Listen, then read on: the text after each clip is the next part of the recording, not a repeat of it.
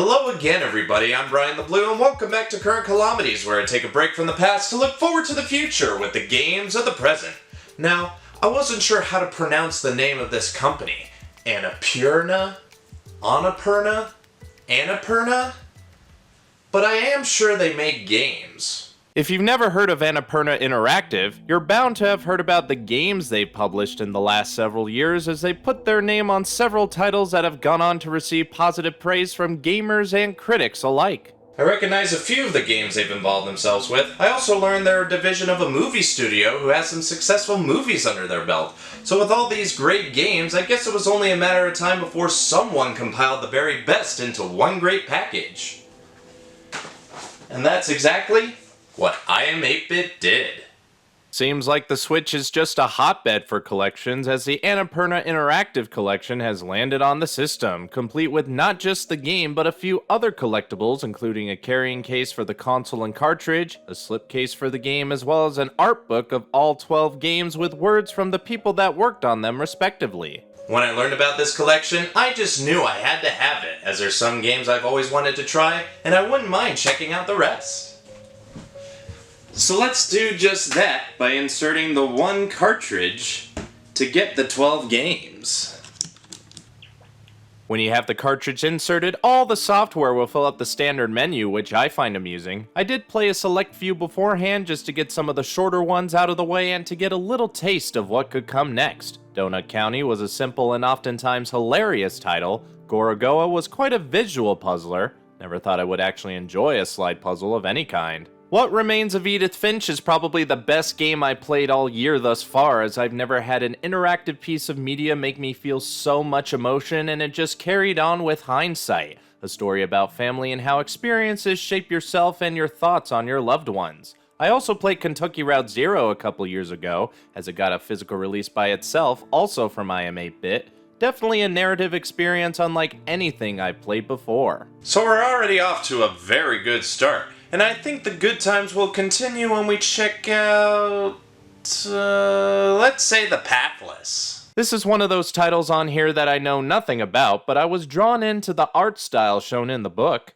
Little did I know what I was getting into. You start off with some backstory about a dark curse that could usher in the end of the world. We are the last hunter trying to reclaim the light that remains on an isle shrouded in the dark. As I said, I already like this art style, and the controls seem pretty straightforward. Don't have much time to process it all quite yet when I get all this thrown at me.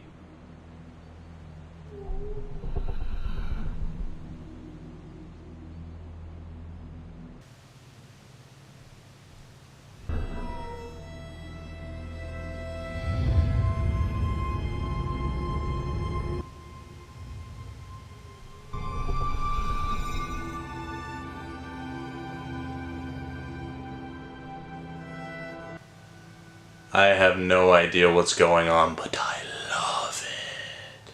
This is actually simpler than what it appears. When you get these eagle emblems, you need to take one to the glowing towers for reasons unknown at the moment. We also found a mask that can reveal some secrets as well as act as a guide to where you need to go. Getting around is pretty easy, as you can shoot these floating rhombus-shaped objects that'll fill a gauge, and holding down ZL will make you dash for as long as you have your gauge filled up, so you can continue to shoot and run around the area and make traversal a bit quicker. Not that you might want to all the time, cause god damn, man, I don't know about you, but this place is gorgeous. Sure, it isn't realistic completely, but man, it sure looks like it. These kinds of open world environments are those that are more than likely gonna make me stop and look around, and it doesn't hurt that this place has that mysterious element to it that makes you want to learn about it. And you will be rewarded for slowing down, as there is some remnants of a civilization left in ruin. Some of what they're saying revolves around the eagle we found earlier, and by returning these emblems to the towers, breaking whatever curse of dark matter surrounded them, it brings back a sliver of light that takes us back to the eagle, who we lift a dark burden she was holding within her.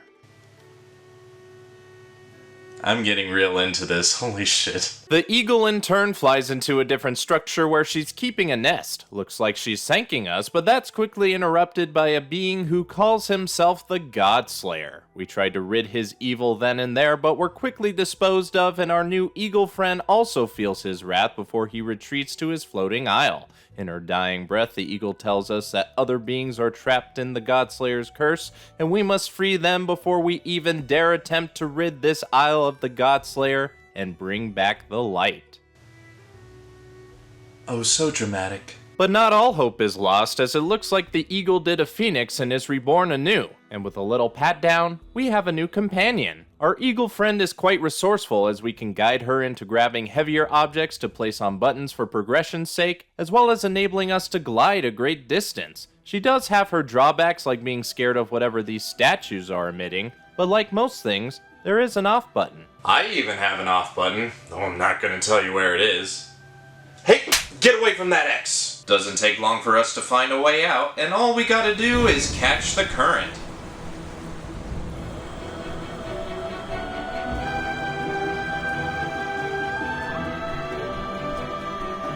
I know this game is a little more serious, but it would have been funny if the title came up, but shortened itself to The Path. You're essentially on one now.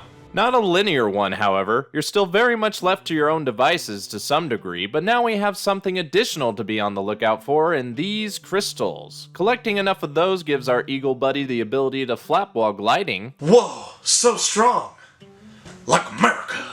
Our task is still the same, as we have to navigate this new area, finding these emblems now in the shape of an elk and placing them in the towers. You can go about it at your own pace, as there's plenty more to explore in these new parts, like finding more backstory in the ruins, solving puzzles to get more crystals, and don't forget about the mask, as it can reveal some secrets as well as point you in the important directions. I'm finding this to be more fun than any Zelda game I played on Switch. You know, these games I've looked at but never went back to afterwards. Eat your heart out, Aonuma. It isn't as calm as I'm making it appear, as you do have a looming threat in the form of this beast called Cernos. Its presence takes the shape of an orb that floats around the world map. When it gets close to you, you'll know about it, and you can try to outrun it, but you'll more than likely find yourself inside and separated from your eagle bud. The goal now is to retrieve your injured companion while trying to stay out of sight from the beast, at least when in motion, as he behaves like the T-Rex in Jurassic Park. Nobody move a muscle. If you do get caught, you'll just lose a portion of your gems, but reach the eagle and you'll be out of there scot-free. This is starting to give me Shadow of the Colossus vibes. We're an underdog warrior taking on these magnificent beasts, but we're by no means able to take it on yet. Not until we return all the light to these towers, that in turn reveals the weakness of the beast and gives us the power to take it on. I gotta tell you, this boss fight just felt epic. The chase sequence encompasses everything we know, the music adds to the mystique, even our eagle comrade gets her hits in. Then we get to the second phase of the fight in a Colosseum-like structure. The weaknesses are still present, but the attacks are different, but not enough to throw me off my game as I shoot any eye of death with my bow and arrow and free the elk spirit from the curse of the Godslayer. This is a fantastic start, and I'm just as eager to continue it, but we have a couple more games in the collection that I want to look at, though I could easily make the whole video about this game alone. I'm just fascinated by the simplicity of the Pathless. Simple plot, gameplay, and aesthetic really puts me in a good mood and ready to engross myself in this open world. Plus, who doesn't want an eagle by their side? That's a companion to care about. If you told me this game combined open world Zelda with Shadow of the Colossus, I would have definitely given it a shot sooner, and I say you should too. Now let's get to a game I've been eager to try above all others. I might have actually bought this whole collection only to play Solar Ash initially. Saw a trailer randomly online and was instantly hooked. Hope the hype carries on when I play it. Starts out similarly to the Pathless, with text explaining a black hole is destroying Ray's planet. That's who we're playing as, actually. She with her team traveled to the event horizon on the cusp of reality. Dramatic, no? In an effort to find a star seed rumored to destroy black holes. On our way through, we encounter a being who does not take kindly to our presence and thus sends us away, leaving us to awake weak and powerless in the Ultra Void. Gives us a moment to figure out the basic controls. We can skate, attack, double jump, and we also have a collectible in this red goo, which I'm assuming is blood.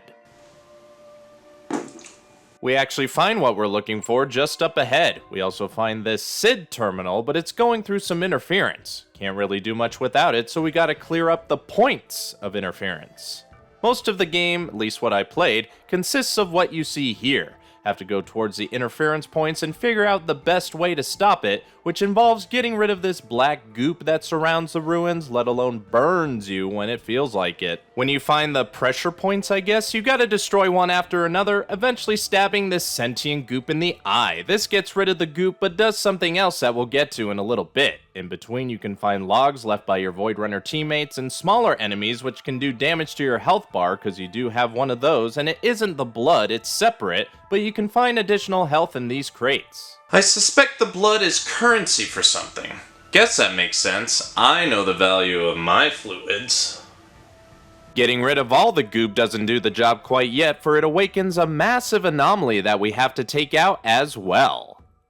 It's another big colossus in need of destroying, and it's not too different to how you take out the dark goop. Just have to race your way to those pressure points as fast as you can before the creature seemingly burns you off its body. By the power of 3, you'll defeat the anomaly, have a brief encounter with that Echo we met coming in. We got Sid to clear up a bit, but other nodes are still blocked by these remnants, not colossi, so we gotta travel around and clear the rest of them. And this is just in the first half hour, and I'll tell ya, I was looking forward to playing some more. Notice I said was, because after some more time, there were a few things that started to get on my nerves. For starters, this game noticeably takes a slower pace, and it's for good reason, as it slowly turns into more of a platformer for you to explore in, which shouldn't be a bad thing, and I do enjoy the new areas I'm exploring, but what I can't seem to grasp all the way are some of these controls. As you go along, you'll find yourself using different abilities like grappling, slowing down time, and rail grinding. That in particular I seem to have the most trouble with, as you have to get a boost on these rails for this move to work, and sometimes it only works when it wants to. You may also notice that we're more often than not ascending than staying on the ground, so you can imagine how thrilled I get when I fall or die because the health bar is next to nothing. Jesus Christ, this is getting annoying. But I also feel like I'm unfairly comparing it to a completely different game. It really isn't as difficult as it seems, just needs some getting used to. Like, I know there are checkpoints around, plus some elevator things to turn on for easier transportation, and the enemies, once you deal with them the first time, aren't much of a challenge beyond that, but the pace is still an issue, as taking out these pressure points on the goop is starting to become a bit of a chore. In between, I'm still trying to decipher what's happening to my team and seemingly finding out what happened to this place in general, but these do honestly feel like an afterthought, as I'm just running into them by chance and I forget everything to do with the story once the next anomaly appears. After having to backtrack a bit as I didn't realize this scoop was beneficial to progression, I awakened this remnant which for whatever reason turned out to be the biggest pain in the ass. I had a lot going against me, like trying to follow the path on the remnant gets tougher cause some parts of him are fucking thin, like come on. Should be expected with increased difficulty, sure, but the fact that I have to boost multiple times and that being not so easy to control literally kept driving me nuts. I kept falling or failing attempt after attempt, and it didn't help that the camera wasn't helping at times either, so it was just asking for me to quit. And that's exactly what I did. I'm sorry, but this game is pissing me off to a point that I can't continue reviewing it without a bias. So I'm going to attempt to fit one last game in. I honestly can't remember where I heard about Neon White. I think it was a Nintendo Direct, but I'm not 100% sure. Either way, I know the name, and I'm curious to play it. The basic gist of it is, it appears we've been chosen along with 100 other sinners to compete for a chance to clean the demons invading heaven, so we alone can stay there. Those chosen are forcefully given masks to wear and are referred to as neons. In our case, we're the stylish Neon White. I gotta say, I love the voice work. They already nailed the exaggerated anime characters down easily. They also tell us about these cards and not much else after that, as we're just left to get moving. I didn't realize it at this moment, but this whole game is very much based on speedrunning. The main goal is to make it from start to finish in the quickest amount of time possible, possibly having to do a little extra along the way like taking out demons. Depending on how well you do on all given tasks, you will be ranked accordingly and can always get better. In between levels, you get to talk with a couple neons. Yellow is a bro type, violet potentially the innocent but crazy type, and red's more than likely going to be the love interest with her big rifle. It's hinted that we might have had some sort of connection with these characters in our past life, but it doesn't help that our memories are lost and we're wearing these masks. In case you're wondering why they can't take them off, it's because when they do... When you've completed a certain number of levels, you'll have completed one mission and get the chance to chill in the hub world of Central Heaven. This is kind of where most plot development happens, as you can try to bond more with your neon acquaintances, meet other interesting characters, including who I assume is going to be an antagonist in green, and get new assignments. But apparently I'm not ranked well enough to get a new assignment, so I have to repeat some past levels so I can continue. So they're somewhat making us be perfectionists. I can deal with that, or get really pissed off. So I decided to do every level over again, as the real main task is to try to get from start to end under the ace time given by the game. Sounds easy, but when you're trying to be perfect, you're going to get into your own head eventually. And by eventually, I mean immediately. I should have elaborated that any weapon you pick up come in the form of cards. Usually they will be limited in use and placed specifically to be used in a certain situation that you're going to have to nail in order to get that perfect time you're after. And y'all should know how I deal with practicing timing. I hate being a perfectionist, but that's the only way I'm gonna get recognition on the internet. As you ace those times, your rank shall increase, but you shouldn't go too fast, as you can spare time to try and find a secret item somewhere around the level. You'll have to really look around to spot some of them, and when you do collect them, it'll go into your inventory to use later while the level resets, so you can go for your best time proper. Now that's something I can appreciate. They know it takes time to find the best gifts for your friends. For example, I'm gonna give Jacob a finger. My middle finger, ha-ha! Now that we're well beyond the rank required, we have a new assignment to do, which means more levels to get through. The most that does change with this segment of levels is the change in architecture, new enemies, and a couple new weapons to use to your advantage. I will say you're more than likely going to face the possibility of death as you go along. There is a health bar to protect you somewhat, but that doesn't stop gravity from doing its thing. You'll simply restart, but I've chosen not to go for the ace scores on my first run because... I don't know if I should risk popping another blood vessel in my current state of mind. In the meantime, I'm still bonding with my neon acquaintances, most notably Yellow. The stakes are raised as we'll have to eventually face Green for his halo. My only concern now is how quickly I'll be able to get my rank up before the day of judgment comes for us all.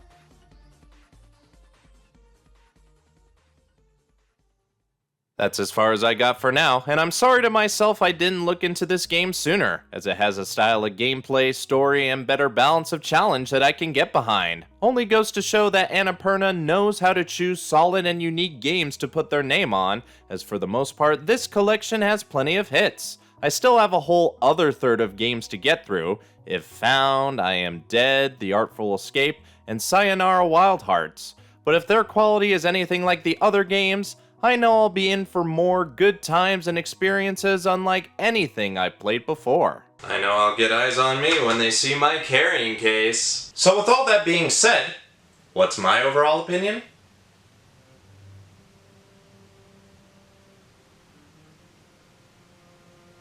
If you asked me months ago to name you an Annapurna published game, I'd probably have difficulty naming one. But after getting this collection, I don't think I've been more excited to see a game with a company's logo on it in a long time, as from what I've seen so far, they just know how to pick and choose among the best devs out there today. The Annapurna Interactive Collection is perhaps one of the best modern collections out there, as it has a hell of a selection with some modern classics to boot. Of the ones I played, I'd say What Remains of Edith Finch ranks up top, with the Pathless and Neon White coming close behind. I think the only slight downer was Solar Ash, but I think I need to spend a little more time to get used to those controls and its difference to other games so I can enjoy it for what it is, as I still do find it interesting in its own ways. I'm still looking forward to continue playing the games I've tried and the others I've yet to touch. I couldn't recommend this collection enough for any of these games separately. If you want something different from the norm, just look for that A and you'll find it. I'm also looking forward to when the physical releases of Outer Wilds and Cocoon come to my door. Also so excited for Stray to go physical too. So many great games, so many.